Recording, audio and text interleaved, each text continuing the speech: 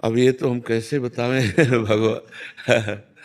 वैसे हमारे भगवान की सृष्टि में खांचा तो बहुत है, लेकिन एक जैसा खांचा नहीं मिलेगा आपको। देख लो, मतलब इतने लोगों में देखो, आंख के नीचे नाक और नाक के नीचे मुंह सबके है, लेकिन सब अलग अलग पहचाने जा रहे हैं यार। कितने लोग हैं, सबकी अलग पहचान है, सबकी अलग फिंगरप्रिंट है, नहीं है? देखो भगवान का चमत्कार, देखो उनका खांचा देखो। तो यार प्रेमानंद जैसा खांचा तो प्रेमानंद खांचा खांचा है, खांचा है। भगवान अपने जो सृष्टि में खांचे बनाए हैं, वो अनंत खांचे, पर सब अलग अलग खांचे हैं। हाँ, हमारी बात मानकर जहां हम पहुंच सकते हैं वहीं आप पहुंच सकते हैं। वो राधा राधा नाम जप करो, अच्छे आचरण करो, भगवान को समर्पित भोजन करो, पवित्र भाव से रहो, तो भगवान कृपा करेंगे, अपने नाम धाम लीला प्रभाव को प्रकाशित कर देंगे। वहीं पहुंचेंगे जहां हम पहुंचेंगे। एकमात्र भगवान का आश्रय, अपबल तपबल और बाहुबल चौथो बल है दाम, सूर किशोर कृपाते सब बल हारे को हरिनाम। एकदम पूर्ण समर्पण भगवान को, वो उन्हीं की कृपा से होता। जी, आपको कभी साधन का ऐसा रहा, अहम रहा? जब हम ब्रह्मचर्य से संन्यास मार्ग में गए तो अब हम कृपा शब्द का परिचय नहीं था, साधना का ही परिचय था। जब वृंदावन की रस पद्धति में आए तब कृपा शब्द का परिचय मिला कि कृपा क्या होती है और साधना क्या होती है। कई जन्म लग जाएं लेकिन शरणागति नहीं हो सकती। शरणागति तभी होती है जब सब बल शांत हो जाता है, अपने को निर्बल बिल्कुल समझ लिया जाता है, तब भगवान की हृदय से शरणागति होती है। और जहां कनेक्शन मिला तो सुनेरी मैंने निर्बल के बल राम, फिर महाबल उसका भगवान साथ देने लगते हैं। और जिसके साथ ही भगवान है उसका मंगल भवन मंगलहारी, हर समय मंगल ही मंगल बना रहता है, आनंद ही आनंद बना रहता है। महाराज जी, साधन तो जिसके अंदर अहम है वो भी कर रहा है, जिसके अंदर नहीं है वो भी है, बट दोनों के आंतरिक स्थिति में क्या फर्क होगा महाराज जी? आंतरिक स्थिति में वो विकारों में फंसेगा और वो निर्विकार होता चला जाएगा, क्योंकि अहंकार में ही सारे विकार हैं, अहम में ही सारे विकार हैं। और संस्कृति मूल सूल प्रदनाना सकल शोकदायक अभिमाना, ताते करें कृपा निधि दूरी सेवक पर ममता अति भूरी। भगवान अपने भक्त के हृदय में अहंकार नहीं रहने देते, जो अहंकार होता है उसे नष्ट कर देते हैं। जब तक अहंकार रहता है तो भ्रष्ट होने के पूरे चांस हैं, और जहाँ अहंकार खत्म हो गया तो फिर ऐसे गोद में रखते हैं भगवान, करो सदा तिनके रखवारी जिम्मे बालक राखे महतारी। अहंकार बहुत निंदनीय है और त्याज्य है, क्योंकि अहंकार से ही बड़े पूज्य जनों का अपमान हो जाता है, बड़े बड़े अपराध बन जाते हैं, गुरुजनों के प्रति अपराध बन जाते। देखो, अगर थोड़ा अहंकार आ जाए तो नारद जी जैसे महात्मा में भी दोष उत्पन्न हो जाए। इतने बड़े महात्मा नारद जी को हम आ गया कि काम भी जई, तो भगवान शंकर पर दोष दर्शन कर लिया, हरि के पास जाकर अहंकार भरी बात की, और फिर ब्याह का चक्कर आया और हरि को भी साप दे दिया ले। कितनी बड़ी विचित्र लीला हुई कि इतने बड़े अवतारी महात्मा को भी अहंकार ने नचनी नाच नचा दिया। केवल एक बात आ गई कि काम भी जयी हूं। कोई भी अहंकार है तो नचनी नाच माया नचा देगी, और अहंकार रहित जो साधन है वो भगवान के प्रेम को प्राप्त होता है।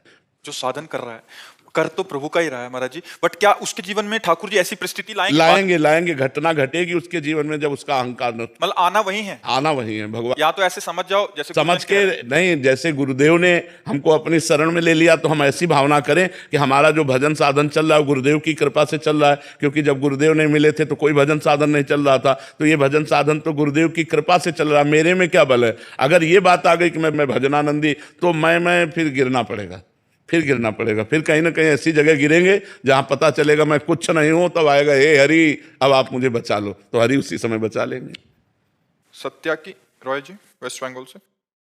राधे राधे महाराज जी। महाराज जी, मेरा प्रश्न है कि इस जीवन का अर्थ क्या है, मृत्यु के बाद क्या होता है, हमें मृत्यु के बाद भी क्या कर्म भोगना पड़ता है महाराज जी? हाँ, बिल्कुल भोगना पड़ता है। कर्मों का भोग तो अनंत जन्मों से हम भोगते ही चले आ रहे हैं, लेकिन कर्म परंपरा बंद नहीं हो रही।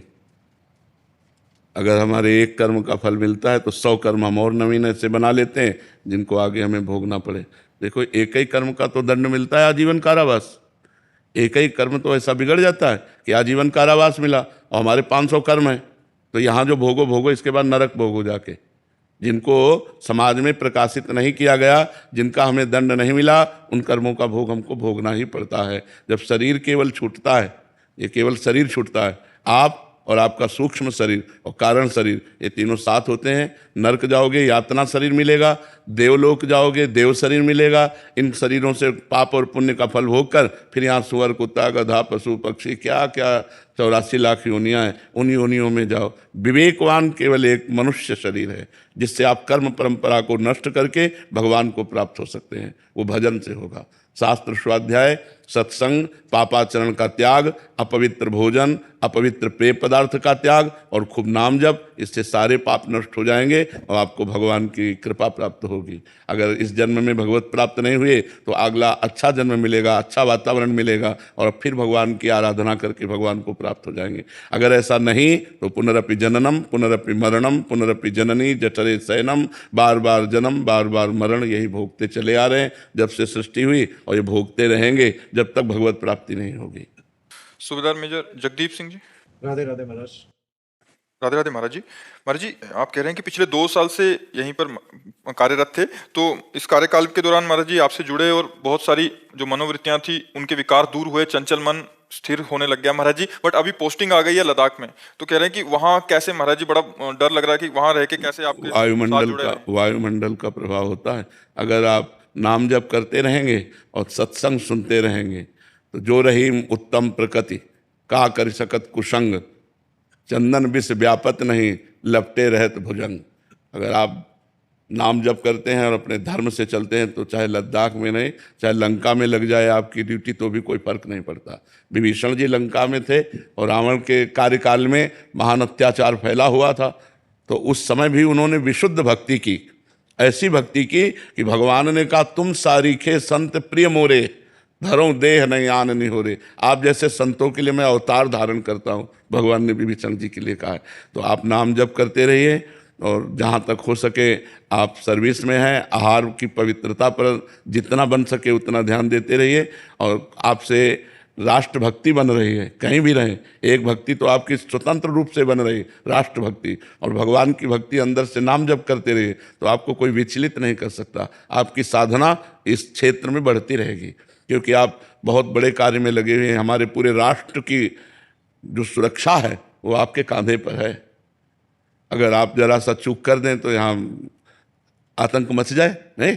अगर हमारी आर्मी, हमारे जो राष्ट्रीय सैनिक रात रात भर जग कर कष्ट सहकर पर्वतों में जहां हम खड़े भी नहीं हो सकते ऐसी परिस्थितियों में रह करके वो हमारे भारत की सुरक्षा कर रहे हैं, तो बहुत बड़ी ये राष्ट्रभक्ति है। आप कहीं भी तैनात हो, आप नाम जप करते रहिए और भगवान के आश्रित रहिए, तो राष्ट्रभक्ति और भगवान की भक्ति वो इसी जन्म में कल्याण कर देगी। तो आप जरा भी विचलित मत होइए कि हमें ऐसी जगह ट्रांसफ़र हुआ है, कहीं भी ट्रांसफ़र हो, तैनात रहिए राष्ट्रभक्ति में। महाराज उसकी चिंता नहीं है ट्रांसफर की जी सर, ये है कि मन आपके साथ जुड़ा। हाँ, तो वैसे मोबाइल का बहुत बड़ा योगदान है, बहुत बड़ा योगदान है। कई लोग ऐसे मिलते हैं जो मिलते बाद में सुधर पहले जाते हैं, तो मोबाइल के योग से ही तो मिलते हैं। मिले बाद में और सुधर पहले गए, तो मोबाइल का योग। तो अगर रोज़ सत्संग सुनते रहेंगे आप तो हमें लगता है कि सानिध्य का अनुभव होता रहेगा।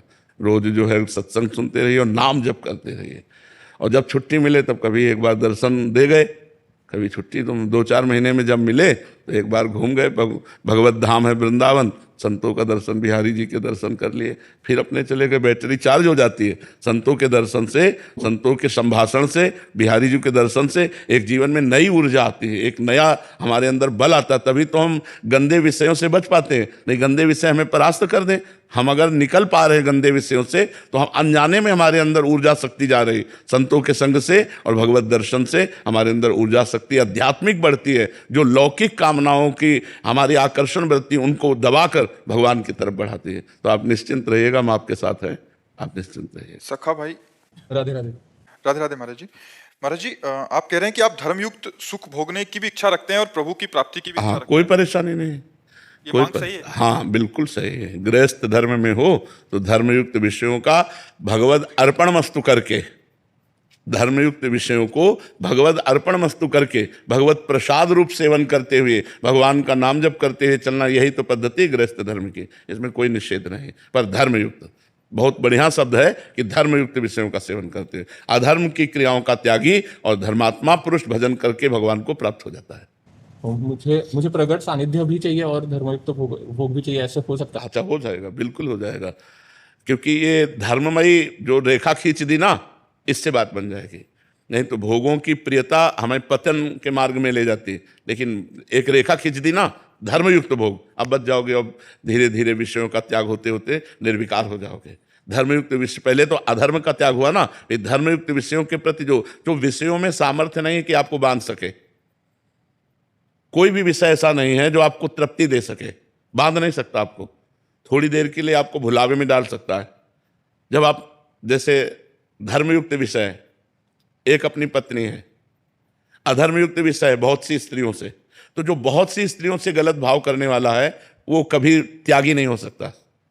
लेकिन एक पत्नी व्रत धारण करने वाले को विषयों से घृणा हो जाएगी, क्योंकि मन को नवम नवम चाहिए, और जब वो बार बार उसी विषय का सेवन करेगा तो उसको तृप्तिजनक घृणा होगी। यार कुछ नहीं रखा, तो वो 30, 40, 35 वर्ष की अवस्था का अनुभव उसको जो आएगा वो इतना वैराग्यवान बना देगा कि वो घर में रहते हुए सन्यासी की तरह रहेगा, त्यागी वैरागी की तरह। लेकिन जो बहुत जगह अपनी वृत्तियों को लगाता है वो फिर नहीं, पापाचारी नहीं, धर्म से चलने वाला। गांव में देखा है कि 40-45 वर्ष के बाद एक सन्यासी जीवन व्यतीत करने लगते हैं। लड़का बच्चा बहू हो गए, देखो वैरागी जीवन व्यतीत करने लगते हैं, क्योंकि धर्म से चले ना तो अब इधर उधर मन। और जिनका अधर्म का भाव है तो देखो बूढ़े होने पर भी इधर उधर वृत्तियां उनकी दौड़ती हैं। आप देख लो ना, वृद्धावस्था भगवान के भजन के लिए है। धर्म का पालन करके जो वृद्ध हुए वो भजन में जाएंगे, और जो अधर्म का आचरण करते रहे तो बुढ़ापे में भी शराब पीना, बुढ़ापे में भी गंदी बात देखना सुनना, ये सब अच्छा लगेगा, तो उनका जीवन नरकमय जीवन हो गया, वो दुर्गति को प्राप्त होंगे। तो बहुत अच्छी बात है, धर्म में विषयों का सेवन करने वाला एक दिन विषयों से वैराग्य को प्राप्त हो जाता है, ये सिद्धांत है। और अधर्म में विषयों का सेवन करने वाला दुर्गति को प्राप्त होता है, ये सिद्धांत है। हर्षित तिवारी जी, राधे राधे महाराज जी, आपके चरणों में कोटि कोटि प्रणाम। महाराज जी, आपकी रचनाओं में अक्सर भक्ति और अध्यात्म की गहराई दिखाई देती है, क्या इसके पीछे विशेष गुरु या कोई और जिन्होंने आपकी आध्यात्मिक यात्रा में मदद की हो महाराज जी, ऐसा? पूज्यपाद उड़िया बाबा जी महाराज बाल्यावस्था से हमारे आदर्श रहे, पूज्यपाद उड़िया बाबा जी महाराज। फिर इसके बाद जो भक्ति मार्ग का गाइड करने की आवश्यकता हुई तो भाई जी से हनुमान प्रसाद पोद्दार जी। फिर जब प्रेम मार्ग की आवश्यकता हुई तो पूज्य गुरुदेव भगवान। यही हमारे जीवन के मार्गदर्शक रहे हैं, यही हमारे जीवन, भक्ति जीवन के, अध्यात्म जीवन के यही रक्षक रहे, और यही हैं, इन्हीं के द्वारा चल रहे हैं। हमारा कोई अस्तित्व तो नहीं। हम तो ऐसे देख रहे हैं जैसे हमें कोई गोद में लेके चल रहा हो, तो चल वो रहे और पहुंच हम रहे, चल वो रहे पहुंच हम रहे। ऐसे कृपा से जीवन यात्रा पूरी अपनी, क्या साधना क्या तपस्या, वो जैसे चलाते रहे वैसे चलते रहे।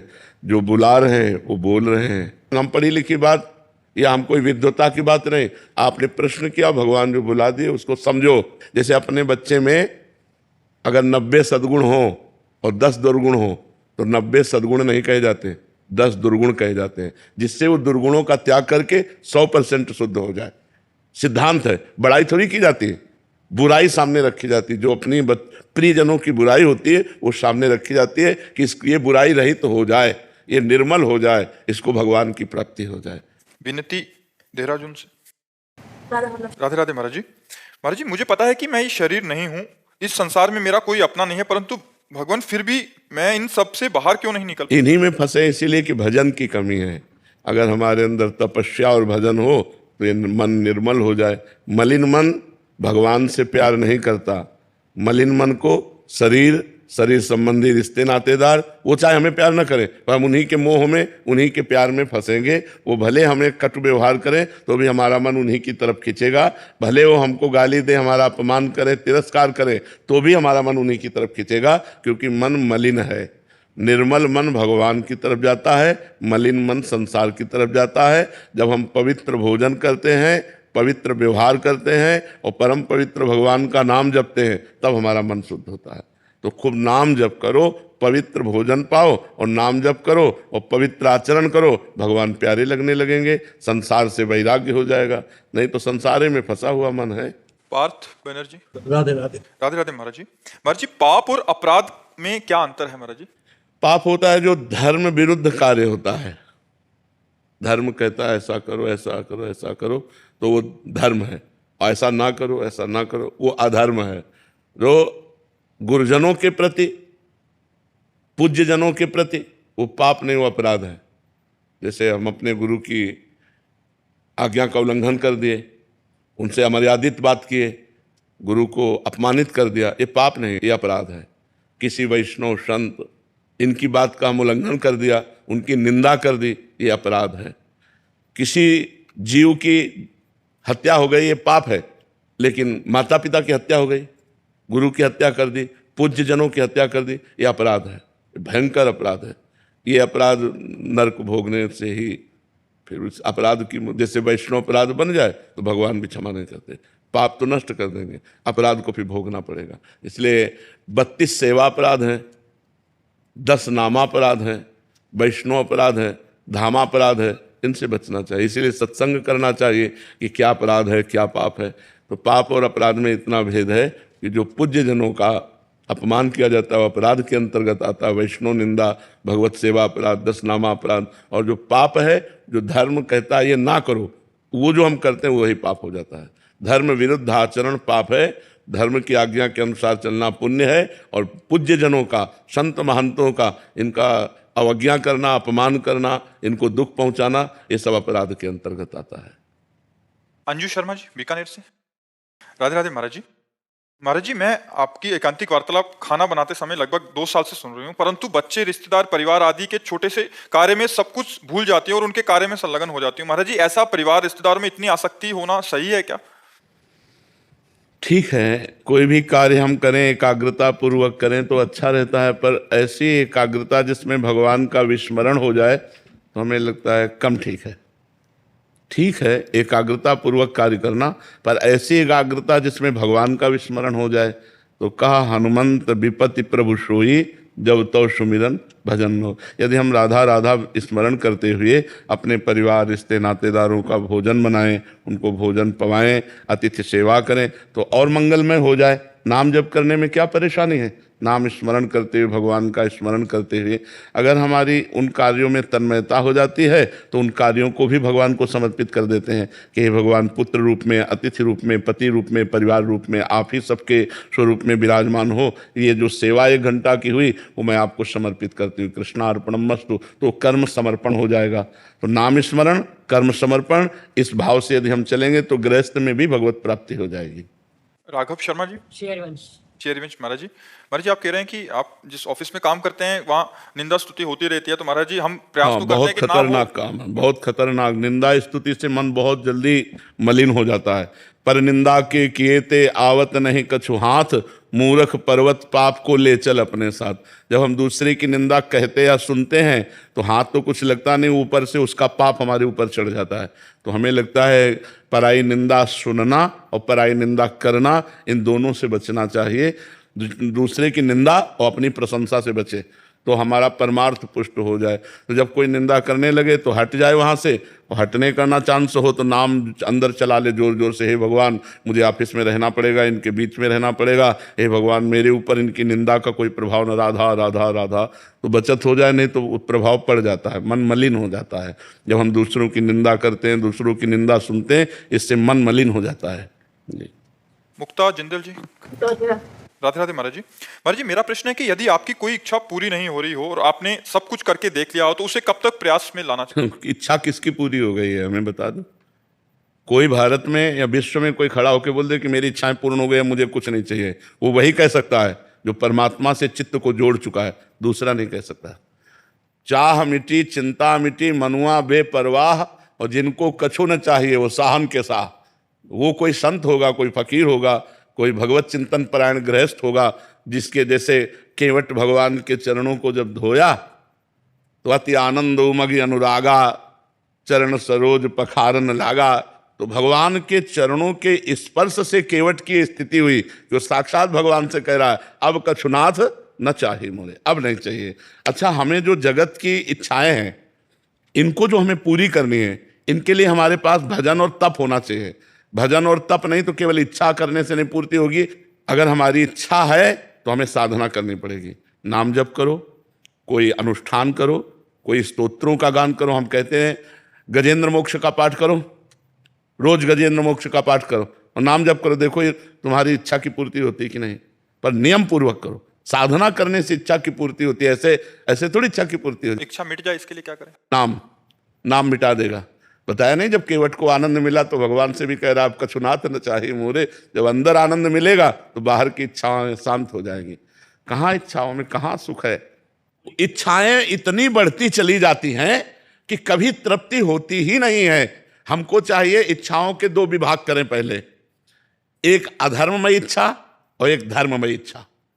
अधर्ममय इच्छा का त्याग कर दें, पापमय इच्छाओं का, और पुण्यमय धर्ममय इच्छाओं की चाह करें, और उसकी पूर्ति साधना से होगी। हम नाम जप करें, परोपकार करें, तीर्थयाटन करें, गरीबों की सेवा करें, तो हमारे पुण्य बढ़ेंगे, तब हमारी इच्छाओं की पूर्ति होगी। अब करें पाप और इच्छा की पूर्ति चाहे तो नहीं हो पाएगी। और इच्छाएं कितनी हैं?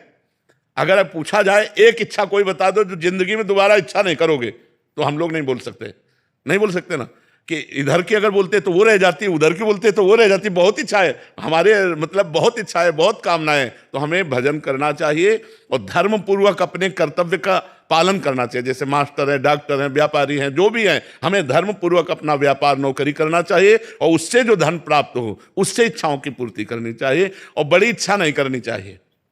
मतलब जितनी लंबी चद्दर उतने पैर फैलाओ, मतलब जितनी तुम्हारी सामर्थ्य उतने इच्छा करो। अगर अपनी सामर्थ्य से अधिक इच्छा करोगे तो फंस जाओगे, दुखी हो जाओगे, और इच्छाओं की कभी पूर्ति नहीं होती।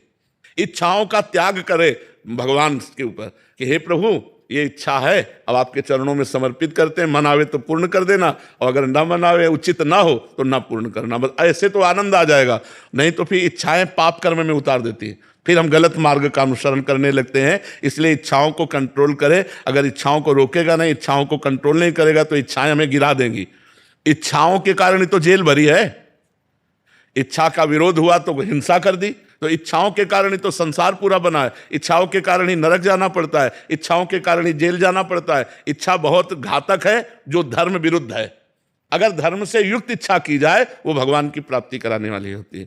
देखो, ब्रह्मा जी ने कर्दम जी को आदेश किया कि हमारी इच्छा है कि तुम ब्याह करो और सृष्टि को बढ़ाओ।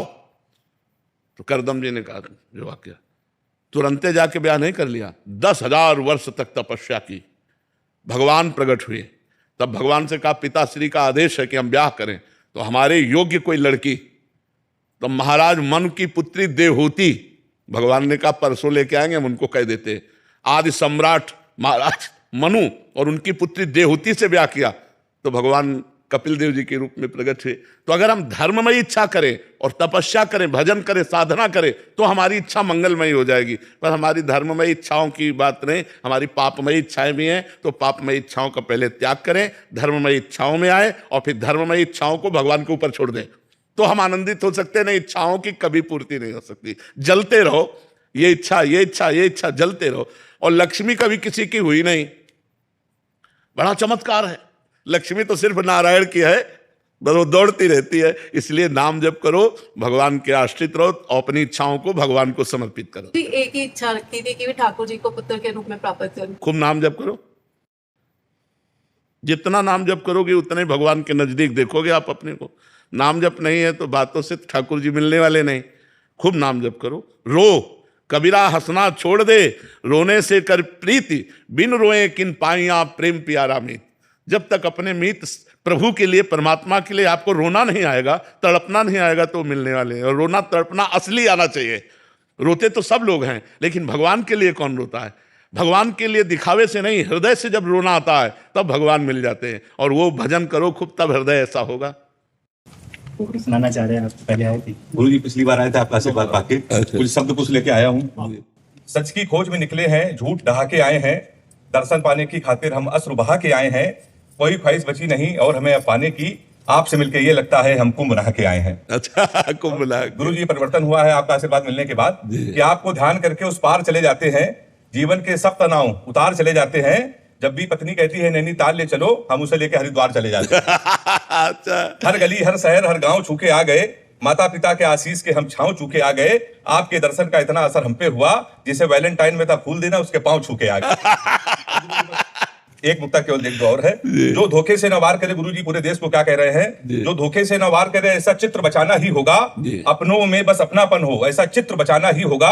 प्रेमानंद जी ने बस इतना ही तो बोला है, धर्म बचाना है तुमको तो चरित्र बचाना ही होगा। बिल्कुल बिल्कुल बिल्कुल। धर्म बचाना है तुमको तो चरित्र बचाना होगा। और गुरु जी आपके सम्मान में 4 पंक्तियां कि धन संपदा वैभव अकूत भेज देता है, माँ बाप हो अंधे तो श्रवण जैसा पूत भेज देता है। धर्म पे संकट जब कभी आता है तब प्रेमानंद जी के रूप में भगवान अपना दूत भेज देता है। और अंतिम 4 पंक्तियां केवल कि जय बोलो जगदीश्वर का, ये चमत्कार है ईश्वर का, मन में अपने डोल रही है, राज भी सारे खोल रही है, प्रेमानंद जी की किडनी भी राधे राधे बोल रही है। जिन्हें पाप कभी ना करने हैं, जिन्हें भगवान के दर्शन करने हैं, उन्हें वृंदावन आना होगा, बस राधे राधे गाना होगा। हर बाधा को पार किया, हर बंकर को देख लिया, आपके दर्शन पाके हमने शिव शंकर को देख लिया। सनातन का झंडा ऐसे ही अब तना रहे, बस एक पास है मेरी आशीष आपका बना रहे, आशीष आपका बना रहे। बहुत सुंदर, बहुत सुंदर। यदि अपने कर्तव्य का पालन किया जाए सत्य को साक्षी करके और भगवान का स्मरण होता रहे तो इसी जन्म में गृहस्थ होते हुए भी, सांसारिक कार्यों को करते हुए भी वो भगवान की प्रसन्नता को प्राप्त हो सकता है। भगवान ने तस्मात् सर्वदा सर्वकालेषु माम निस्मर युद्ध च, अर्जुन को कह रहे हैं मेरा स्मरण बना रहे और युद्ध माने अपने कर्तव्य का पालन। तो जो आपको पद मिला है, जो आपको भारत सरकार की सेवा मिली है, उस सेवा में ईमानदारी से हम अपने जो कर्तव्य हैं उनका पालन कर रहे हैं और कोई भय नहीं और कोई प्रलोभन नहीं। ये 2 चीज़ें जीव को अपने कर्तव्य से गिरा देती हैं, भय और प्रलोभन। किसी का दबाव या अर्थ की लोलुपता, ये 2 हमें कर्तव्य च्युत कर देती हैं। तो इन 2 से हमें बचना चाहिए। किसी का भय नहीं, जिसके सहायक भगवान हैं तो भय किसी का नहीं। अगर कोई जैसे ऐसे कहे ना कि हम आपको गोली मार देंगे तो बटन खोल देनी चाहिए, मार के दिखाओ।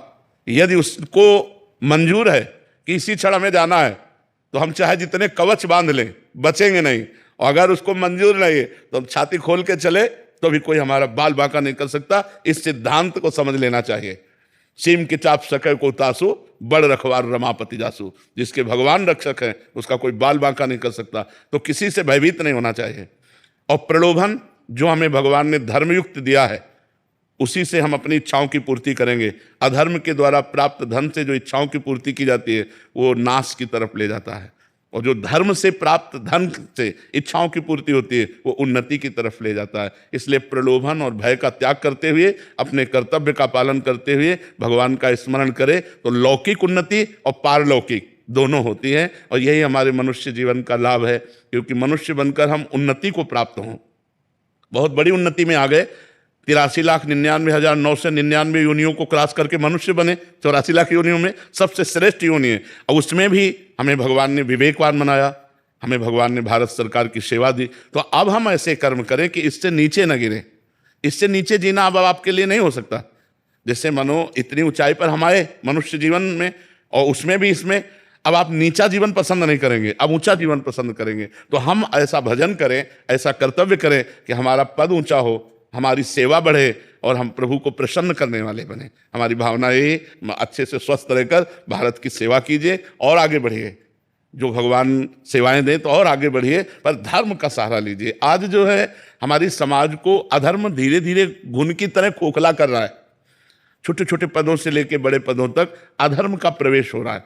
अधर्म, झूठ बोलना, मदिरा पीना, पराई स्त्री से व्यभिचार करना, नाना प्रकार से धन आदि की इच्छाओं को रखना, ये अधर्म जब, तो फिर समाज सेवा नहीं बनती, फिर समाज शोषण होता है। अगर हम धर्म से चलें तो समाज प्रिय बनेंगे, और समाज में ही भगवान विराजमान है। सब रूप सिय राम में सब जग जानी, करो प्रणाम जो। हम इस समाज के रूप में भगवान ही विराजमान है।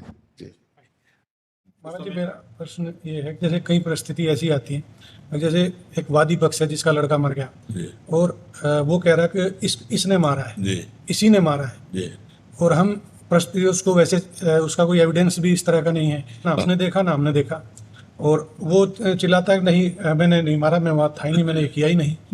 तो उस स्थिति में यदि हम छोड़े उसको तो छोड़ा जा नहीं सकता, क्योंकि रिपोर्ट है। हाँ, रिपोर्ट है और पक्का पॉइंट है नहीं कि वो अपराधी है। तो वही आरोप जो अभी पुलिस ने ये कर लिया होगा, इसलिए छोड़ दिया। बिल्कुल। अभी कुछ दिन पहले, अभी 3-4 दिन पहले इस तरह की घटना थी, 8 दिन पहले, तो इसी तरह का था, वो पारिवारिक मामला था, और वो नहीं माने कि नहीं यही है। तो वहाँ ऐसा लगता है कि वहाँ जिम्मेवारी हमारे पे करना नहीं। उस समय आपकी जिम्मेवारी, क्योंकि आप अंतर्यामी तो है नहीं। अंतर्यामी का मतलब जो पर्दे के पीछे की बात है वो तो पता है नहीं। आप तो साक्ष्य और रिपोर्ट 2 के ही आधार पर कर सकते हैं। साक्ष्य मिले और जिसके नाम रिपोर्ट किया गया है। अब जैसे वो निरपराधी है और रिपोर्ट हुई तो आपको उनको पकड़ना पड़ेगा, उनको ये उसका प्रारब्ध है, वो पाप का प्रारब्ध है जो अभी तक भोगा नहीं है, और वो पाप गुप्त है तो अब उसे फंसाएगा, उसमें आप कोई अपराधी नहीं है, उसमें आपका कोई दोष नहीं है। क्योंकि जैसे न्यायाधीश है, अब वो तो साक्ष्य के अनुसार दंड देता है और निर्दोष है, लेकिन पूरे साक्ष्य उसके हैं, तो उसका कोई पाप है पूर्व का जो उसको दंड देने के लिए उद्यत हो गया है। वर्तमान में तो निष्पाप है, लेकिन उसका पूर्व का कोई पाप है, तो इसमें आप का कोई दोष नहीं है। उस समय सही है, लेकिन पीछे उसने कोई पाप किया जो उसे फंसा रहा है, जो उसे थप्पड़ चलवा रहा है। वो कह रहा है मैं कसम से कह रहा हूं मैंने पाप नहीं किया, ये अपराध नहीं किया। पक्का हम भी कह रहे हैं उसने नहीं किया, लेकिन उसको डंडे चलेंगे, उसको पीटना पड़ेगा तब तक जब तक उसका अपराध मोचन नहीं हो जाएगा। जो गुप्त पाप हुआ है, जिस पाप को प्रकाशित नहीं किया गया और उसका प्रायश्चित नहीं हुआ, वो पाप उसे फंसाएगा, उसे दंडा लगेंगे, और जब उसका पाप खत्म हो जाएगा तो साक्ष्य मिल जाएगा कि यह निर्दोष है और उसे छोड़ दिया है। उसमें आप दोषी नहीं है, क्योंकि आप रिपोर्ट और साक्ष्य के अनुसार ही पकड़ते हैं। आप कोई अंतर्यामी तो है नहीं कि हमने ध्यान किया और हमें पता चल गया ये निर्दोष है या ये दोषी है। उसके तो भगवान ही अंतर्यामी है, वही प्रेरक है, तो आप अपने साक्ष्य के अनुसार करेंगे तो उसमें कोई दोष नहीं होगा। अब इसी में आपको अर्थ दे दिया जाए और कहा जाए इनको, वो गड़बड़ हो जाएगा। आपको रिपोर्ट की गई तो अपने रिपोर्ट के अनुसार कार्य करने में आपको कोई दोष नहीं, लेकिन जब कोई अर्थ आपको दे देगा तो स्पष्ट हो गया कि वो अर्थ बल से उनको दंड दिलाना चाहता है, उसमें हमें सावधान रहना है। बकाया इस पर कोई आप अंतर्यामी नहीं, आपको दंड देना ही पड़ेगा। तो उसको जो निर्दोष होने पर दंड मिला, ये पूर्व का कोई पाप है, उसको भोगना पड़ेगा। आप उसमें कुछ नहीं कर सकते, आपको करना ही पड़ेगा। अगर आप नहीं करते हैं तो आपके ऊपर ब्लेम लग जाएगी कि उस पार्टी ने आपको अपने अधीन करने के लिए कुछ किया है, तो इसलिए आप इसमें निर्दोष है। इसमें तो हमें कोई दोष नजर नहीं आ रहा है। ये हमेशा हर पुलिस वाले के साथ हाँ, क्वेश्चन रहता है, बिल्कुल। क्योंकि हत्या के मुकदमे में किसी को भेजना, पूरा जीवन उसका बर्बाद हो जाना, तो उसका पाप आप अवश्य में भोक्तव्यम कृतम कर्म शुभाशुभम होई सोई जो राम रचि राखा को करि तर्क बढ़ावे शाखा। भोगना पड़ेगा, अवश्य भोगना पड़ेगा। एक आदमी ने किसी लड़की को फंसा करके गुप्त रूप से घर में रखा और बात बिगड़ गई तो मारकर घर में ही दफना दिया, और इतनी सफाई से कार्य किया कि किसी उस क्षेत्र की लड़की नहीं थी तो किसी को पता नहीं चला। 10 वर्ष व्यतीत हो गए। सामने स्वर्णकार का मकान था, तो कुछ राजकीय कर्मचारी उसके यहाँ आया करते थे, स्वर्णकार के यहाँ, और वो ऐसा नंबर 2 का काम करता था। तो उनको पता चला तो कुछ फीस वो देता रहा। अब धीरे धीरे खान पान, रात्रि भर वहीं रुकना, तो उनको पता चल गया कि तिजोरी कहाँ है, पैसा कहाँ है, सब। रात्रि में स्वर्णकार को मार डाला राजकीय कर्मचारियों ने, और उनका सब सामान लेकर बाग से लेकर निकल रहे थे। तो वो आदमी लघु शंका के लिए निकला, जो 10 वर्ष पहले केस कर चुका था, और कुछ नहीं, कोई नहीं जान पाया। वो निकला, उन्होंने देखा तो उनका कुछ करके आ रहे हो आप लोग, घबराए दिखाई दे रहे, बाग से कहाँ से लेके आ रहे हो? चुप रहो चुप रहो, हम तुमको भी इसमें से कुछ दे देंगे, तुम अपने घर जाओ। तो उनका नहीं, हम ये तुम्हें चोरी नहीं करने देंगे। तो उसने कहा हम चोरी नहीं किया, हम उसको मार के भी आ रहे हैं, अगर तुम्हें चैन से जीना है तो इसमें कुछ हिस्सा ले लो और जाओ। तो उसने कहा बिल्कुल नहीं ले सकते, हल्ला मचा रहे हैं। बोले मचाओ हल्ला। उसने हल्ला मचा दिया। हल्ला मचा दिया तो उसने उसको पकड़ लिया, हल्ला मचाने वाले को, और कहा अब भाग के कहाँ जाएगा? 10-20 लोग आ गए, बोले इसने स्वर्णकार को मारकर देखो ये बॉक्स लेकर के जा रहा था, हम पकड़ा रहे तो हल्ला मचा। पूरा का पूरा केस उसके ऊपर डाल दिया। अब जब साक्ष्य और सब प्रमाण मिल रहे हैं तो जब जज के सामने गया, बहुत रोया, और उसने कहा हृदय से कहता हूं, फांसी तो तुम्हें देना है फांसी दे दो, आजीवन कारावास देना, आजीवन, हृदय से कहता हूं मैंने पाप नहीं किया। तो उसने कहा सच्ची बताओ, भगवान को साक्षी करके बताओ, तुमसे कोई ऐसा पाप हुआ है क्या इस जन्म में जिसका तुम्हें दंड नहीं मिला? जज ने कहा कोई ऐसा पाप हुआ है जिसका तुम्हें दंड नहीं मिला, सच्ची बताना।